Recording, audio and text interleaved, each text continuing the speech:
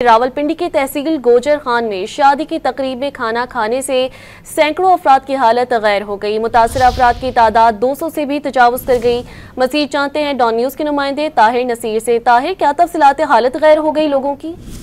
जी बिल्कुल, देखें ये नवाई कस्बा है, गुजर खान का ढोंग इसका नाम है। यहाँ पे आज शादी की एक तकरीब थी, दावत वलीमा थी, जिसमें खाना खाने से कसीर तादाद में जो शिरकत करने वाले जो शादी पे आए थे उन लोगों की हालत गैर हो गई है। और रस्सियों काम ये कहते हैं कि वलीमा खाने वालों के मायदे में शदीद दर्द, मतली और क्या आना शुरू हो चुका है और जिनकी तादाद भी 200 से तजावज कर चुकी है। मुतासर अफराद में बच्चे और खवातीन भी शामिल है जिन्हें मकामी अस्पताल में मुंतकिल कर दिया गया है, जबकि असिस्टेंट कमिश्नर गुजर खान और महकमा सेहत और फूड की टीमें भी मौके पर पहुंच चुकी हैं और चेक किया जा रहा है कि खाने में क्या कोई जहरीली चीज थी जिस वजह से फूड पॉइजनिंग हुई है, कोई और ताहम अभी तक जो अस्पताल में मुंतकिल किए गए जो शादी की तकरीब में शिरकत करने वाले मेहमान थे उनकी हालत खतरे से बाहर बताई जा रही है। जी ताहिर, तफसीलात से आपने आगाह किया, शुक्रिया।